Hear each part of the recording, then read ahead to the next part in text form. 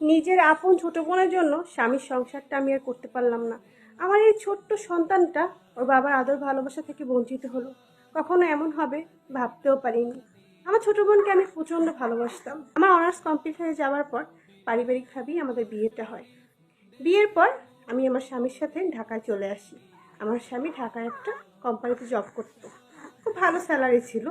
আমার শ্বশুর বাড়ি ছিল আমার বাবার বাড়ির পাশেই, এক এলাকায় বাড়ি ছিল। আমার বাবার আমার শ্বশুর দুই বন্ধু ছিল। আমার বিয়ে 2 বছর পর আমার ছোটো বোনের ইন্টার কমপ্লিট হয়ে যায়। ওকে আমি বলেছি তুই ঢাকায় এসে ভর্তি হ। তো ওই ঢাকায় এসে কোচিং করলো। তো তারপরও ভার্সিটিতে পরীক্ষা দিল, ভার্সিটিতে চান্স পেলো। তো আমরা দুই বোন এক বাসায় ছিলাম। তো আলহামদুলিল্লাহ আমার বাচ্চা কনসেপ্ট করলো। তো বাচ্চা কনসেপ্ট করার পর থেকে আমি একটু একটু অসুস্থ। তো ডাক্তার আমাকে বললো বেড রেস্টে থাকতে। তো আমি বেড রেস্টে থাকলাম। আমার বোন আছে, আমার বাসায় একটা মেয়েকেও এনে রেখেছি। আমার বোন আর মেয়েটাই সব কাজকর্ম করতো, আমি কিছুই করতাম না। আমার বোন তখন ওরা সেকেন্ড ইয়ার পড়ে। আলহামদুলিল্লাহ সব কিছু ভালোই চলেছিল। তা আমার একটা ছেলে বাবু হলো। তা ছেলে বাবুর আমি দুজনেই সুস্থ ছিলাম। আমার বোন যখন অনার্স ফাইনাল ইয়ার স্টুডেন্ট, তখন আমার বোনের জন্য একটা সম্বন্ধ আসে। তো বাসার সবাই রাজি ছিল, আমিও রাজি ছিলাম। কিন্তু আমার বোন কিছুতেই রাজি না।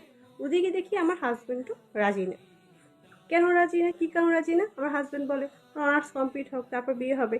এদিকে একটা মেয়ের অনার্স ফাইনাল ইয়ারে পড়া মানে অনেক বয়স, সেটা কিছুতেই তাদেরকে বোঝাতে পারছি না। তো একদিন হঠাৎ করে রাত্রে আমার ঘুম ভেঙে যায়। ঘুম ভেঙে যাওয়ার পর আমি রুম থেকে বের হয়ে দেখি আমার হাজব্যান্ড আর আমার বোন বারান্দা বসে কথা বলছে। মানে তারা এমনভাবে কথা বলছে তাদের মধ্যে কোনো সম্পর্ক আছে। আমি তখন তাদের কাছে চলে যাই, গিয়ে সবটাই জিজ্ঞেস করি। তারপর তারা দুজনেই স্বীকার করে তাদের ভিতরে একটা সম্পর্ক চলছে। আমার বোন যখন আমাদের বাসায় প্রথম আসে তখন থেকে তাদের সম্পর্ক।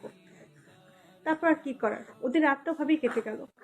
পরের দিন আমি নিজে কাজে অফিসে গিয়ে আমার বোন আর আমার হাজব্যান্ডকে বিয়ে দিয়ে দিই। আমি আমার বাবার বাড়ি চলে যাই আমার সন্তানকে নিয়ে। তারপর আমি আমার হাজব্যান্ডকে ডিভোর্স লেটার পাঠিয়ে দিই। তো আমার বোনের সাথে আমার সম্পর্ক একদম ছিন্ন করে ফেলি। তো সবাই আমার সন্তানের জন্য দোয়া করবেন। আর কেউ নিজের আপন বোনকেও বিশ্বাস করবেন না। কখন কার জীবনে কি হয়ে যায় কেউ বলতে পারে না। তো সবাই সচেতন থাকুক। এটা সম্পূর্ণ একটা কাহিনী মাত্র। যদি আপনাদের ভালো লেগে থাকে অবশ্যই পাশে থাকবেন। আমার সন্তানের জন্য দোয়া করবেন। আসসালামু আলাইকুম, আল্লাহ হাফেজ।